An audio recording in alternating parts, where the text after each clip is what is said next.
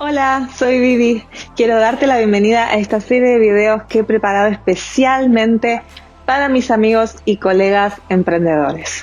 Como ustedes saben, me especializo en arte y diseño, pero les recomiendo esta serie de videos a todos los que se animan a emprender. Algunos temas están más relacionados con la productividad, darle valor a nuestro trabajo, cómo posicionar la marca, el marketing, incluso la maternidad y la ansiedad, encontrar un balance entre esa vida personal y laboral y más la parte artística, por ejemplo, cómo dar clases, monetizar tu arte, hasta cómo hacer licencias con marcas.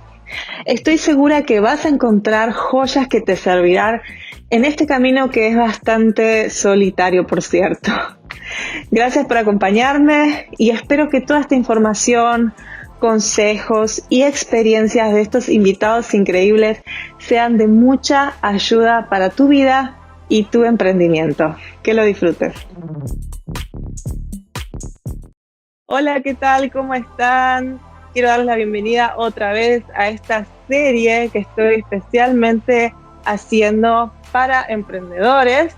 Y hoy tengo un invitado muy especial y tengo el honor de presentarles a Daniel Retana, que es un psicólogo y terapeuta especializado en el desarrollo del talento humano. Esto me parece súper fascinante, así que Daniel, por favor, presentate, saludanos y decinos exactamente a qué te dedicas, ¿sí? Y bueno, bienvenido.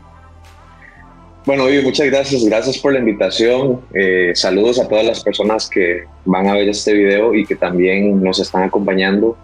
También felicitarte por la iniciativa en ayudar a las personas que yo sé que tienen diferentes tipos de necesidades. Así que, bueno, como bien dices, mi nombre es Daniel Retana, estoy en Costa Rica, vivo exactamente en San José, en su capital. Somos un país muy pequeño, pero bueno, los invitamos de paso para que puedan darse la vuelta por aquí a Costa Rica en algún momento.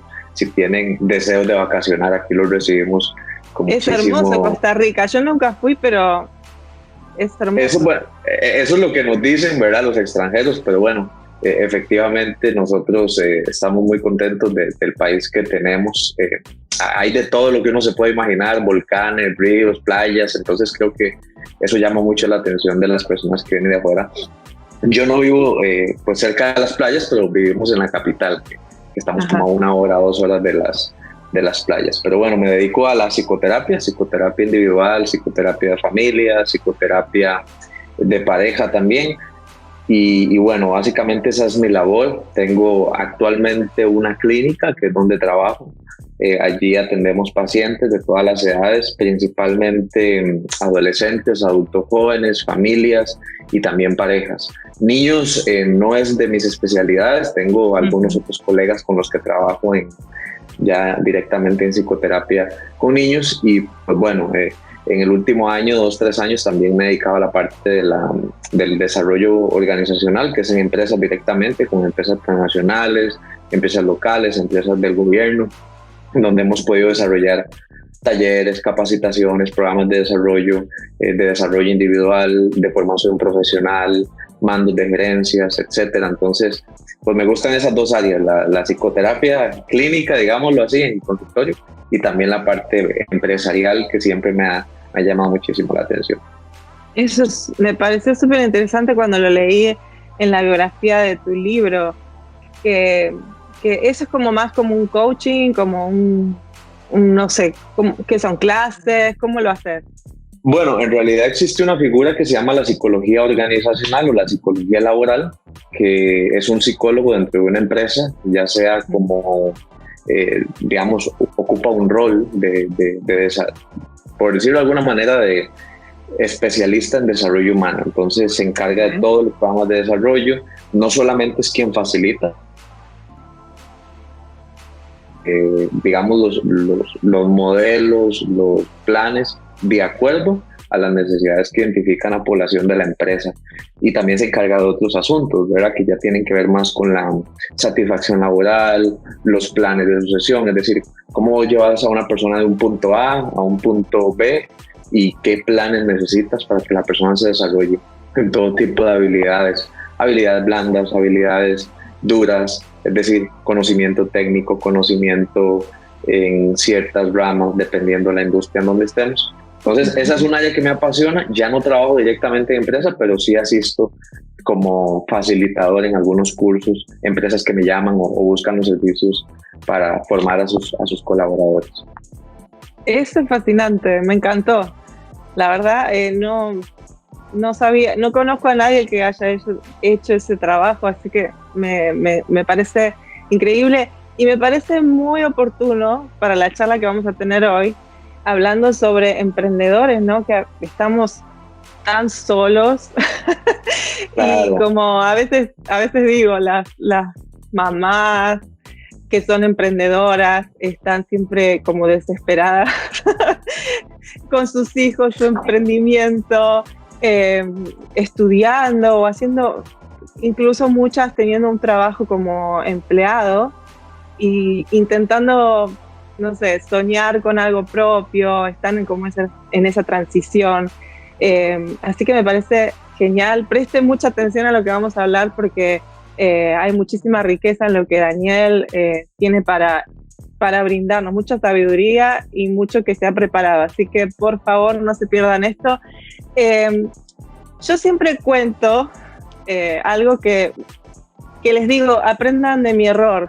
A las emprendedoras, a las mamás o a la gente que está cercana a mí, aprendan de mi error porque en una época hace muchos años que yo emprendí en Argentina, luego cuando me mudé acá a Estados Unidos, tuve un tiempo como empleada y luego volví a emprender como mamá, ya fue una etapa totalmente diferente y bueno, siempre les digo, aprendan de mi error porque yo estaba, mi prioridad eran mis hijos, por eso es que emprendí, porque no quería salir de mi casa y dejarlos con otra persona. Entonces dije, bueno, lo mejor es volver a trabajar en casa y manejar los tiempos y todo. Pero me vi acorralada en un momento, porque me estaba yendo tan bien, cosa que era buena, pero tenía demasiado trabajo y por cumplir mis tareas de mamá y mi trabajo como profesional,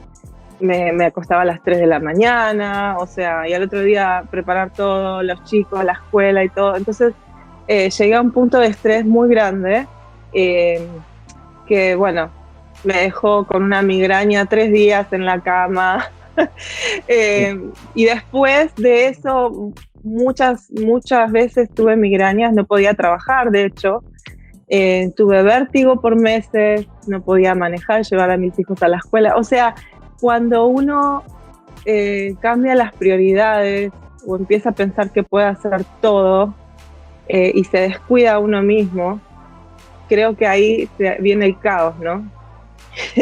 Que fue lo que me pasó a mí.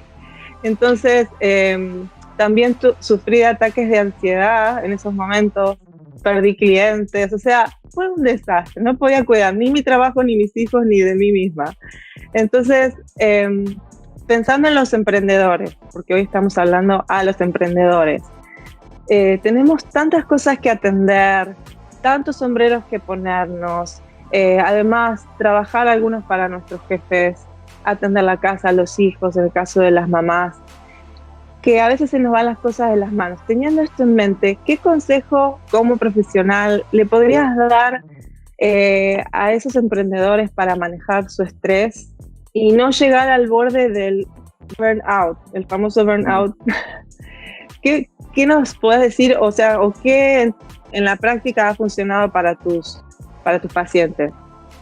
Sí, Vivi, bueno, yo comparto contigo en que yo también soy emprendedor, porque tuve que partir en mi clínica de cero y bueno, generando clientela y encargándome de toda la parte administrativa, después de las agendas, de los contactos, de las confirmaciones, de los cobros, todo llega a un punto en donde efectivamente uno tiene que hacer un alto en el camino y reorganizar su estructura de trabajo, su estructura de agenda. Y bueno, digamos que como terapeuta es muy común ver a personas bajo el síndrome del burnout. Es muy, muy común, sobre todo en esta época. Unámoslo al tema del trabajo en casa, unámoslo al tema ser maestra y mamá y papá y bueno, todos los sombreros, como bien decías, el multitasking, el famoso multitasking al que muchos hemos tenido que abocarnos pensando que es la mejor solución, pero en realidad pasándonos una factura a largo plazo, a corto, mediano o incluso largo plazo por todo lo que estamos no pudiendo delegar o hacer de manera efectiva. Yo pienso que una de las cosas que yo siempre trabajo con mis pacientes es cuál es el concepto que tienen de productividad o de ser productivos. Porque esa es una pregunta fundamental que todos debemos hacernos. ¿Qué significa para nosotros ser productivo? Ser productivo significa poder con todo, significa tener múltiples ocupaciones, significa tener mucho dinero, significa tener muchos insumos para el hogar. ¿Qué significa ser productivos? Curiosamente, cuando escucho a las personas contestarme, generalmente me dicen que ser productivo es hacer todo lo que se me pide, es hacer todo lo que está en mi to-do list, ¿verdad? Y entonces les pregunto generalmente cuáles son tus listas de pendientes y me empiezan a decir todas las cosas que hay que hacer y en ninguna yo encuentro, por lo general, un tiempo de reposo, un tiempo de descanso, un tiempo para ellos, un tiempo para cultivarse, un tiempo para autocuidarse. Entonces es donde me doy cuenta que todo parte del hecho de cómo entendemos la productividad y entendemos que ser productivos es hacer muchas cosas, es tener muchos negocios, es tener muchas fuentes de ingreso, es poder con esto, con aquello y al final de cuentas sentirnos completamente quemados, como de hecho se expresa en el síndrome del burnout. Nos quemamos, me quemé y ya no rindo igual, ya no tengo la misma energía. Entonces yo con los pacientes comienzo por ahí, haciendo una reestructuración del concepto de productividad. Pues la persona que toma conciencia de que el modelo de productividad que está utilizando en su vida no es sano, entonces empezamos a hacer una serie de cambios en cómo vas a delegar, por ejemplo, cómo vas a descansar, qué cosas podrías sacrificar, qué actividades podrías sacrificar. Al inicio cuesta muchísimo porque las personas todo lo ven importante. Entonces empezamos a una tabla que tenemos, qué es importante, qué es urgente, qué se puede delegar. Y con base en esa priorización, las personas van definiendo actividades prioritarias y ya a posterior podemos ver cómo las personas empiezan a hacer un reajuste en su vida. Al inicio sufren un duelo porque pierden cosas, entonces se sienten como, perdóname la expresión, pero se sienten inútiles, ¿verdad? Sienten que no son suficientemente productivos. Entonces hay que enseñarles a que eso también está bien, no sentir que tengo la soga al cuello. Entonces esa es una de las áreas en las que yo trabajo. Por mi formación profesional me gusta mucho trabajar la parte de la estructura de pensamiento. Entonces cuando la persona no cambia su estructura de pensamiento, de nada sirve que cambie sus hábitos. Puede cambiar sus hábitos, pero no su estructura de pensamiento. Por eso yo parto del pensamiento, de la creencia, de lo que para la persona significa ser productivo o ser exitoso en su organización de actividades. Sí, me llama la atención, me llamó siempre la atención que relacionas mucho la productividad con el descanso. O sea, ¿cómo lo abordás a eso?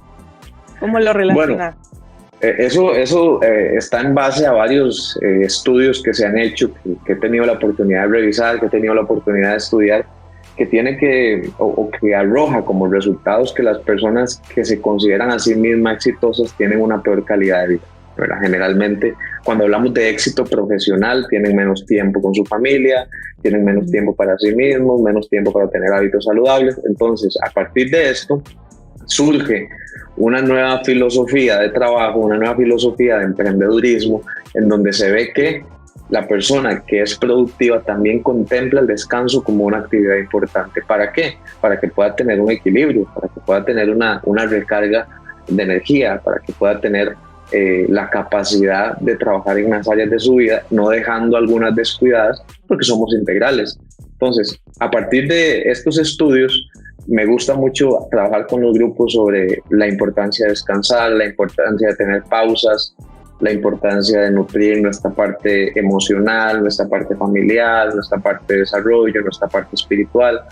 Y a partir de eso podemos tener una mejor estabilidad y si es necesario tomar acciones para descansar y poder tener tiempos, se tomarán acciones, pero por lo menos de ahí nace mi intención de poder, digamos, compartir este principio de la productividad también relacionada al descanso y al refrigerio, digamos, personal. Claro, es que a veces entendemos que somos productivos, como si fuéramos una fábrica, ¿no? De hacer cosas, y no fuimos creados para eso. Entonces, en mi caso, yo me pongo de mal ejemplo, tuve que aprender a descansar. Ujú. Tuve que aprender porque es como que incluso cuando me iba a dormir, no podía parar de pensar en las cosas que iba a hacer al día siguiente. Bueno, eso ya es otro capítulo, ¿no? De hecho, tomé tu taller del síndrome del pensamiento acelerado, me ayudó un montón, te lo recomiendo.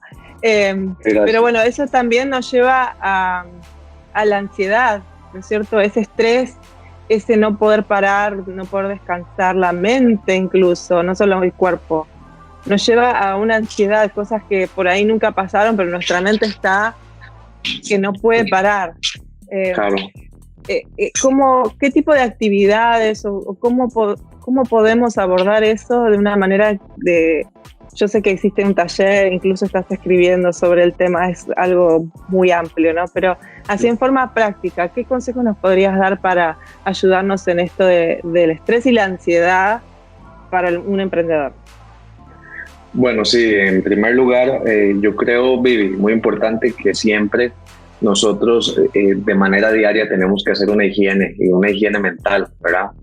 Cuando hablo de higiene mental es como hacernos un aseo físico. La mayoría de gente, supongo, digo yo, todas las personas nos bañamos al menos una vez, algunos más de una vez al día, pero en la sana teoría, digo yo, ¿verdad? Pero también esa misma práctica de tener higiene corporal es la que uno tiene que practicar en su parte psicológica, en su parte mental. ¿Cuántos pensamientos llevan con nosotros muchos años, incluso meses, incluso días? Preocupaciones de cómo voy a hacer con el negocio, cómo voy a hacer para crecer, cómo voy a hacer para invertir, cómo voy a hacer para contratar a alguien. Entonces son pensamientos, como llaman algunos autores, pensamientos ANTS, Automatical Negative Thoughts, ¿verdad? Pensamientos negativos automáticos que se activan de manera constante y nos carcomen diariamente, y cuando llegamos a la cama a dormir estamos pensando en esto una y otra vez, y nuestro cerebro entiende que es una preocupación, por lo tanto busca alternativas y soluciones, pero como no la encuentra, no siempre encontramos las soluciones, entramos en un estado de frustración y al siguiente día nos levantamos bajo un estado de ánimo totalmente irritable por lo mismo, porque estamos buscando soluciones que no tenemos. No logramos distanciarnos del pensamiento, es decir, ver los pensamientos como observadores y vivimos como protagonistas de todo lo que tenemos en nuestra mente, y eso nos provoca no poder descansar.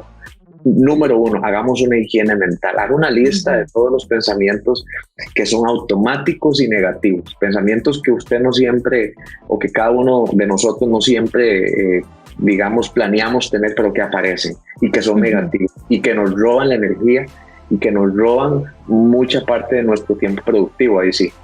Entonces hacemos una lista y ya con la identificación de esos pensamientos podemos hacer una higiene mental. Yo hablo también de la técnica del debate, que la técnica del debate es la capacidad que nosotros desarrollamos de debatir pensamientos negativos y automáticos, como por ejemplo, no sé si mi emprendimiento va a tener buenos resultados, o no sé si a la gente le va a gustar, no sé si realmente es un producto que la gente va a comprar, no sé si realmente la gente me va a contratar. Ok, esos son pensamientos normales que pueden surgir como un riesgo de abrir un emprendimiento, pero si ese pensamiento es constante, es continuo, y yo no lo debato, o sea, yo no lo respondo de alguna forma, ahí va a estar y me va a consumir todo el tiempo y me va a consumir las energías en lo que sí podría hacer, que es definir la misión de la empresa, definir la visión, definir mis canales de distribución, mis canales de mercadeo, etcétera. Por estar pensando en, ¿será que mi negocio va a resultar? Entonces es un pensamiento futurista que nos carcome el día a día y nos lleva a la ansiedad. La ansiedad se define como el pensamiento acelerado en máximo esplendor, ¿verdad? O sea, el pensamiento constante, sin encontrar una respuesta. Y eso lleva a la ansiedad. El cuerpo piensa que hay una amenaza, pero no la vemos. No hay una amenaza alrededor, está aquí adentro. Entonces, por eso el cuerpo se prepara, reacciona ansiosamente, pero realmente no hay nada alrededor que esté sucediendo. Wow, es increíble el poder de la mente, ¿no? Claro. Pero aprender a manejar eso y a justamente debatir esos pensamientos, creo que está muy bueno para poder empezar a controlarlos, ¿no?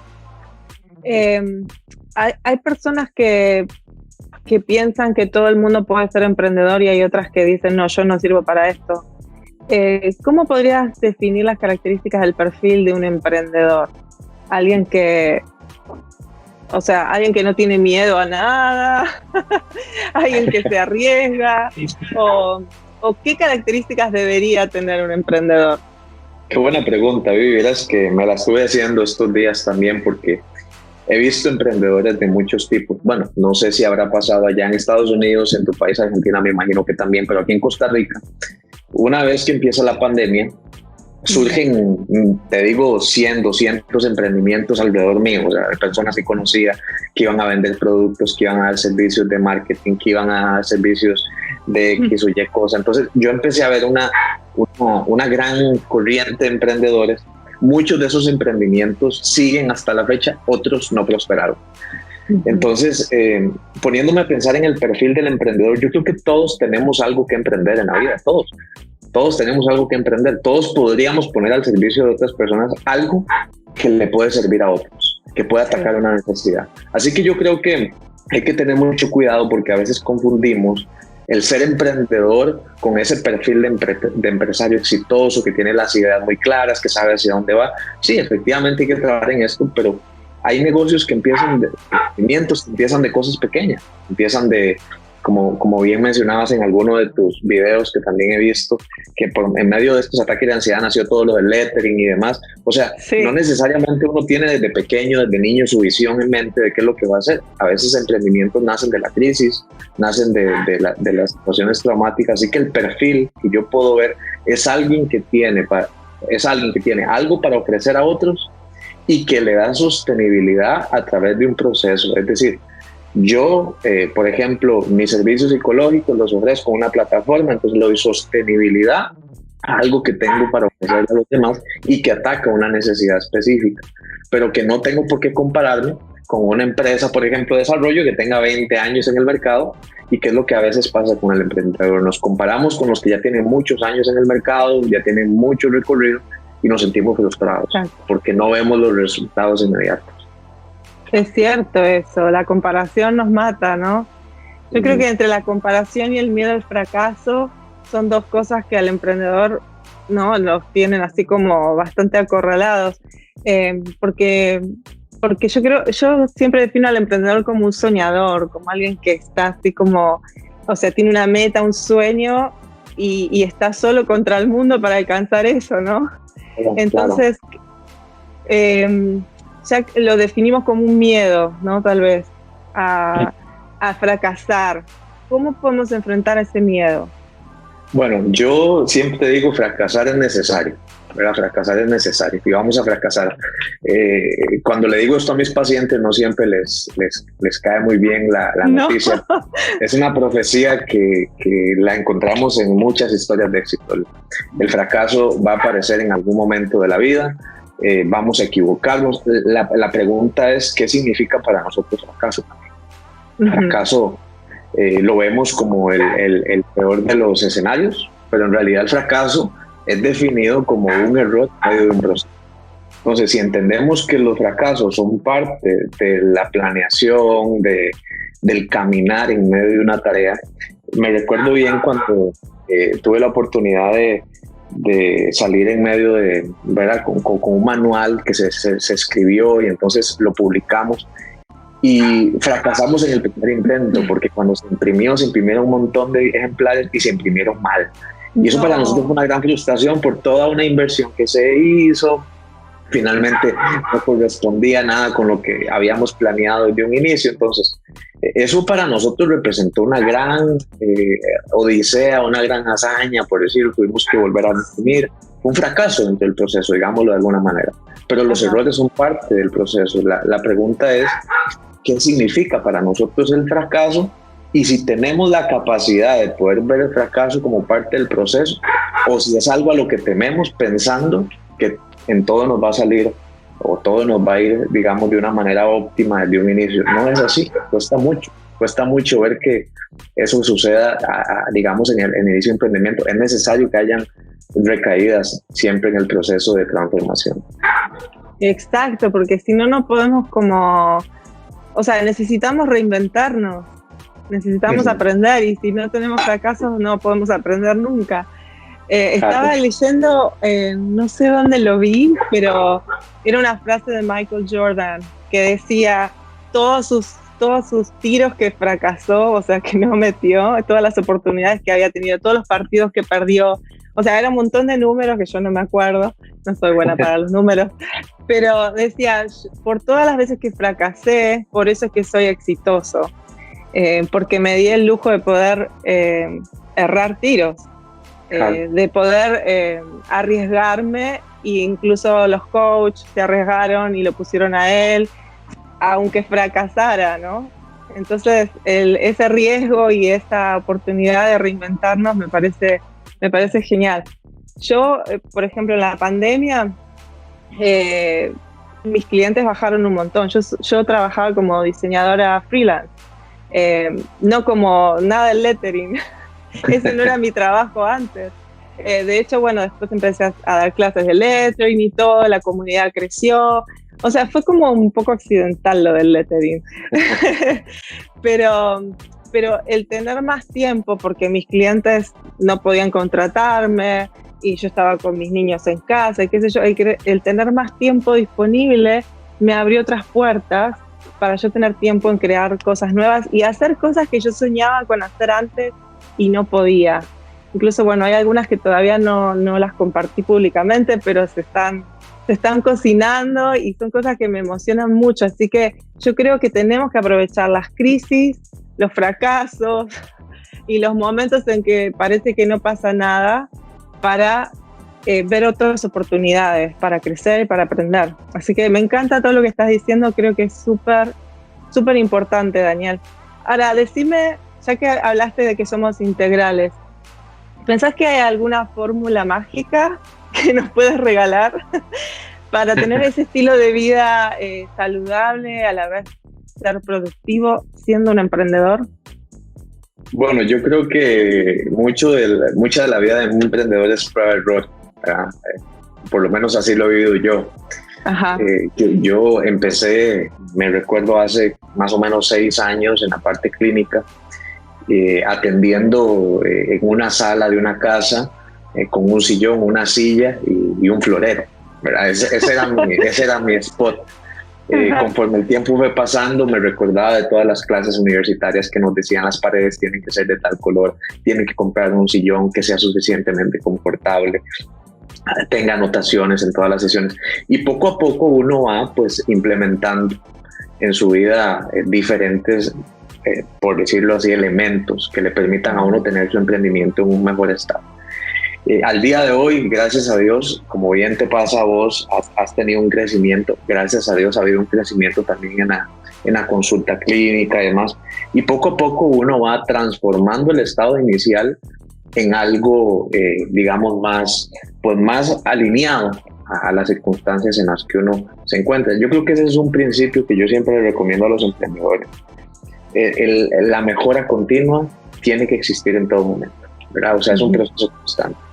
No puedes pretender tenerlo todo, pero ya tienes algo, ¿verdad? Ya tienes algo, ya iniciaste. Entonces, ve cambiando un 1% al día las cosas. No trate de cambiarlo todo, no trate de tener la audiencia más grande, multitud de clientes si todavía no has pasado por ese proceso de fidelización del cliente. O sea, tenemos que pasar por un proceso progresivo, y para mí esa es la fórmula, diría yo, mantenernos siempre trabajando en algo pequeño. Si alguien se dedica, por ejemplo, a la venta de productos, bueno, ¿cómo puedo ir pensando en un nuevo producto cuando ya lancé o cómo puedo posicionar este producto cuando apenas lo acabo de lanzar? ¿Qué estrategia de marketing puedo utilizar? ¿Cómo puedo aprender de cómo otras personas ofrecen sus productos por redes sociales? ¿Puedo hacer una página web y venderlo internacionalmente? Voy a averiguar cómo se envían las cosas de un país a otro, no sé, pero un 1% al día, un 1% al día. Y ese crecimiento, lo dice por ejemplo el libro de James Clear, que se llama Atomic Habits. Él dice, él es uno de los principales gestores de talento a nivel mundial, y él dice, los cambios ocurren de manera paulatina, de manera progresiva. No busquemos solamente metas, busquemos cambio de hábitos. Y entonces me gusta mucho esa filosofía, y yo la he implementado en mi vida, y siempre trato de hacer algo, por lo menos al día, algo que me acerque a mi mejor versión como emprendedor. Entonces, por ahí yo creo que ese podría ser un consejo. Y lo otro, creo que también es ser agradecidos. Creo que la gratitud es fundamental en medio de esto, porque si uno tiene la aspiración malintencionada, se va a convertir como en una ambición un poco codiciosa, ¿no? E insatisfecha. Nunca estoy bien con lo que tengo, siempre quiero algo más. Pero eso está bien siempre y cuando yo pueda ser agradecido con lo que tengo. Pero si yo busco siempre algo más como una forma de escapar a lo que tengo hoy, me va a hacer una persona insatisfecha, con falta de gratitud. Así que yo creo que la gratitud es algo que nos alinea también en saber que, ¿para qué correr si no podemos aprovechar lo que tenemos ahorita? El día de mañana vas a tener algo muy grande y vas a tener algo aún más grande. Entonces, como dice un proverbio por ahí, el hombre siempre quiere más, ¿verdad? Entonces hay que alinearnos a la gratitud para poder vivir con lo que tenemos hoy, agradecer por lo que tenemos hoy para que mañana podamos tener más y aún así estemos agradecidos. Claro, y también disfrutar, ¿no? Porque siempre si no estamos como corriendo como un hámster atrás de algo que nunca va a llegar. Ahora me hiciste acordar de esa frase que yo hice un post sobre eso, que esa frase que diste en el taller, que decía, hoy tengo la oportunidad. Uh-huh. Y es cambiar la perspectiva y decir, en vez de quejarte, porque, por ejemplo, un emprendedor, porque estoy en mi casa trabajando y me cuesta organizarme y tengo los chicos y todo, en vez de quejarme, decir, hoy tengo la oportunidad de hacer esto. Hay otros que no la tienen. Hay otros que, no sé, están enfermos o, no sé, no tienen hijos y quisieran, o no tienen algo que ofrecer, o no tienen un emprendimiento. O sea, hay muchas cosas que si cambiamos la perspectiva podemos tener ese corazón agradecido, disfrutar y hacerle la vida a la gente que está alrededor nuestro un poco más feliz también. Claro, ¿no? claro. Súper. Bueno, me encanta todo lo que estás compartiendo. A ver, siguiendo en este hilo de cómo serían las mejores prácticas que vos Daniel, practicás. No hablo de tus pacientes ahora. Que vos practicás para tener ese equilibrio mental, físico y espiritual. Sí, qué buena pregunta, Vivi, porque es algo en lo que he estado meditando con otras personas en estos días. Te voy a ser muy honesto, la pandemia ha traído una alta demanda en los consultorios psicológicos. Por ejemplo, tenemos ahorita en el consultorio nuestras agendas completamente llenas porque la gente está en un estado anímico de mucha turbulencia, hay mucha ansiedad, los matrimonios están desintegrados, las personas están con ideación suicida, o sea, tenemos de todo, y no solo aquí. Lo confirmé con una colega en Puerto Rico, sí. Lo he confirmado con colegas en Colombia, por ejemplo, con lo que está pasando ahorita también. Sí. He confirmado esto a nivel de Latinoamérica y es algo mundial. La salud mental es una necesidad hoy en día, sin lugar a dudas. Respondiendo a tu pregunta, eso nos lleva a nosotros, como especialistas también en la salud mental, a tener una sana distribución de nuestra vida y de nuestra rutina, de manera que podamos estar capacitados, porque estamos en primera línea de la salud, para atender a las personas que están sufriendo en su salud mental. Eso me ha llevado a mí a estructurar mi rutina de manera diferente, cuidar mucho mi horario de sueño, porque una persona cansada físicamente, por lo general, va a tener un 70% menos de rendimiento en sus actividades diarias. Wow, entonces, eso es mucho. Es bastante, es muchísimo, porque hay personas que tienen horarios de 4 horas, o duermen, pero no descansan. Entonces, ¿por qué? Por diferentes razones, preocupaciones, dolores físicos. Entonces, uno tiene que tener un horario o una higiene de en donde ojalá pueda diariamente tener su ritual, ¿no? De repente, si tengo que tomarme una ducha, me tomo una ducha, si tengo que poner música instrumental, poderme distraer de la constante en la que venía durante el día para hacer una pausa intencional. Eso para mí es clave, higiene de sueño. En segundo lugar, a mí, Daniel, me sirve demasiado el ejercicio. Yo busco hacer ejercicio todos los días, no como una forma de solamente pues sentirme bien con los resultados que voy teniendo, sino como una forma de protegerme también, porque a través del ejercicio uno provoca una serie de reacciones orgánicas, háblese por ejemplo de la neurogénesis, que es el nacimiento de nuevas neuronas, háblese por ejemplo de la liberación de endorfina, que es una sensación de muchísima bienestar en el cuerpo. Entonces el ejercicio nos permite tener ese equilibrio. En tercer lugar, bueno, para los que les motiva también nutrir su espiritualidad, tener un espacio para poner todo en manos de Dios. Voy a poner todos mis pacientes en manos de Dios. Al final de cuentas, la espiritualidad es clave, la fe es necesaria para nosotros también descansar en todas aquellas cosas que no podemos controlar, que se escapan de nuestra rutina, de nuestra estructura. En cuarto lugar, tener un grupo de apoyo siempre, importantísimo. Un grupo de apoyo con el que yo pueda compartir, mira, me siento de esta manera, ¿qué me dirías? Aconséjame. Si es un terapeuta, si es un pastor, si es un líder, si es un familiar. En quinto lugar, para mí también ha sido esencial ordenarme mi alimentación. La alimentación es la gasolina del cuerpo. Y si uno se alimenta mal, es como si quisiéramos correr a alta velocidad en una autopista con un carro sin gasolina. Vamos a tener suficiente energía. Entonces, la alimentación es importante, que lo que consumimos. Para los nutriólogos, nutricionistas sabrán mejor que yo pues todas las recomendaciones. Estoy dando una serie, ¿verdad?, de tips, de recomendaciones para que las personas puedan implementarlas en su vida y tener un mayor equilibrio, una mejor respuesta ante las circunstancias.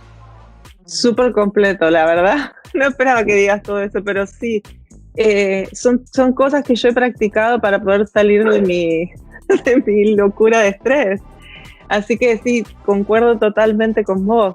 Y ahora que mencionaste esto de la espiritualidad y de no poder controlar todo lo que pasa, pero poder descansar en Dios, te voy a hacer la pregunta del millón. Este es tu libro. Sí es. Que está muy bueno, súper práctico, y que si tienen la oportunidad, cómprenlo. Yo lo conseguí en Amazon. Esta es la pregunta que te quiero hacer. ¿Qué tiene que ver Dios con mis emociones? Bueno, esa pregunta me llevó a escribir un libro.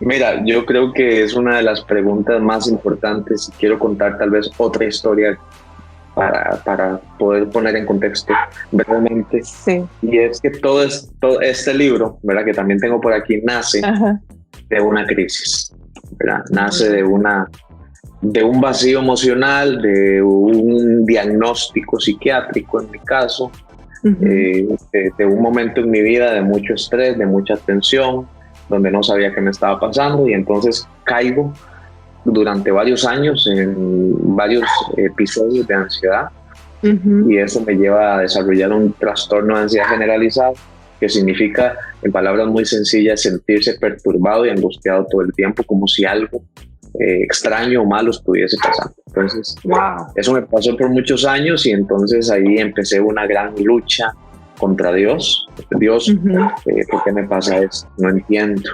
Es espiritual, es físico, es emocional. ¿Cómo sé identificar si es tu voz, si es la voz del enemigo, si es mi propia voz, si es mi inconsciente, si es mi subconsciente? O sea, tenía un enredo, ¿no?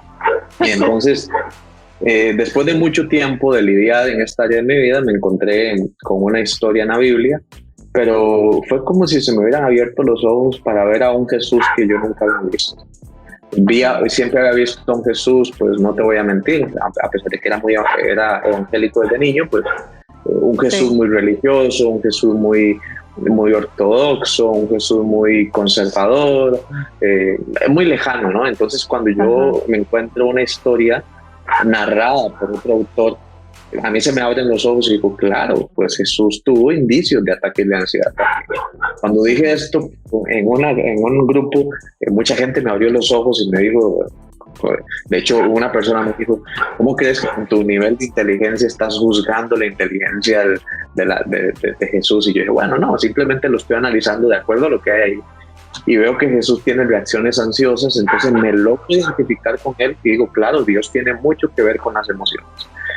Y a partir de ahí es que escribo el libro donde puedo de alguna forma compartirles mi experiencia y también ayudarle a las personas a que se entren en su parte emocional y que esto les permita tener una mejor relación espiritual con Dios, con los demás, porque las emociones aparecen en todo momento de la vida, son como un abanico, aparecen y nosotros decidimos si esas emociones nos gobiernan o si nosotros podemos también utilizar nuestras emociones como aliadas a favor de las diferentes áreas que vivimos en nuestra vida y experiencias. Así que de ahí nace la historia, de ahí nace el libro, pero también el objetivo primordial es ese, ¿verdad? Compartir a las personas una nueva forma de ver la fe como una vivencia, como un compartir distinto con la fe y también una relación más genuina, más auténtica, donde podemos ser nosotros sin temor a esconder lo que estamos. Wow, me encantó. Sí, de hecho, el subtítulo que dice aquí, el arte de vivir y sentir mis emociones sin ser gobernado por ellas. Esto está buenísimo. Y aparte me encanta cómo tratás el tema de la inteligencia emocional, lo definís justamente por esto, de que las emociones no te gobiernen. Y cómo abordás el tema de conocernos mejor, porque ese diálogo interno, ese cuestionarnos internamente, creo que es la base de todo, nos hace conocernos a nosotros y poder conocer a Dios de otra manera, ¿no? Entonces, incluso mejorar nuestra vida con nuestra vida social, nuestra vida laboral, o sea, muchas veces los conflictos empiezan porque no nos conocemos a nosotros mismos, creo. Bueno, aparte, me parece súper genial que hay espacio para responder preguntas. Entonces, no solamente nos enseñás a autoindagar, a cuestionar nuestros pensamientos y todo, sino que nos das como una guía de qué es lo que tenemos que preguntarnos. Y eso está genial porque también hay como un mito, una creencia, ¿no? Que uno tiene que estar mal, tiene que estar en una super crisis existencial o de pareja para ir a un psicólogo, a un terapeuta. Y creo que eso es una falacia, ¿no? Creo que si nos empezamos a cuestionar y a conocernos mejor con una guía de un profesional, como en tu caso, podemos justamente llegar a lo que empezamos esta charla, desarrollar nuestro talento, encontrar qué es lo que Dios nos dio para poder, ese don que Dios nos dio a cada uno para poder explotarlo. Así que me encanta todo lo que compartís, de verdad les recomiendo este libro y todos los recursos que Daniel tiene. Él comparte diariamente frases, también contanos qué tenés, dónde te podemos encontrar, tus talleres, tus sesiones privadas, contanos un poquito de todo, por favor, antes de despedirnos. Bueno, muchas gracias por el espacio, por tu confianza también en invitarme a este espacio y realmente disfruto mucho conversar con vos, disfruto mucho poder compartir ideas y pues sí, en este próximo año estamos ya trabajando en un segundo libro que vamos a ver si sale pronto a finales de año o a principios del otro, pero ya estamos trabajando en prácticamente la edición de ese libro y pues ahí vamos, bueno. Gracias a Dios, ahí vamos. Muchas gracias, ahí estamos trabajándolo poco a poco y pues de manera pues muy minuciosa para que sea realmente lo que la gente necesita. Por otro lado, sí, también ofrecemos psicoterapia virtual, pueden encontrarnos a través de Instagram, en una página personal, Psico Daniel Betana, y en Facebook, Daniel Betana-psicólogo. También nos pueden escribir al correo electrónico, que es contacto@danielbetana.com, y ahí podemos orientarles, guiarles para que puedan recibir una sesión personal en caso de que quieran iniciar un proceso terapéutico. Y bueno, ahí estamos constantemente lanzando talleres. Este año seguramente el taller del síndrome del pensamiento acelerado se vaya a volver a dar por ahí del mes de agosto más o menos, que estamos planeándolo. Lo damos 2 veces al año, así que posiblemente esa sea la segunda fecha. Ya dimos uno, así que vamos con el segundo. Y bueno, ahí estamos, los invitamos a que puedan suscribirse a las páginas de YouTube también, donde tenemos podcasts, ¿verdad? Tenemos diferentes formas de compartir con la comunidad, así que los esperamos allí en nuestras diferentes plataformas. Bueno, muchísimas gracias de verdad por regalarnos este tiempo. Tenemos un montón de perlas que sacar de esta conversación, así que gracias porque sé que estás muy ocupado, que también sos un emprendedor. Y bueno, por compartirnos este tiempito y dejar a algún paciente por atendernos a nosotros. No, y más bien es un honor para mí. Este espacio ya lo he sacado porque para mí era muy importante también, y no, siempre a la orden y en lo que podamos colaborar con todo gusto.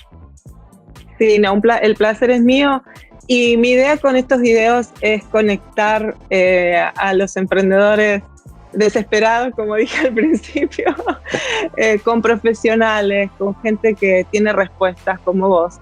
Así que no duden en seguirlo, en buscar ayuda, en aprovechar todos los recursos. Así que muchas gracias de nuevo, y bueno, espero pronto podamos charlar nuevamente y que sigan los éxitos, que Dios te bendiga mucho. Realmente, Vivi, un gusto y que estés muy bien. Saludos a tu familia. Gracias. Chao, chao. Nos vemos.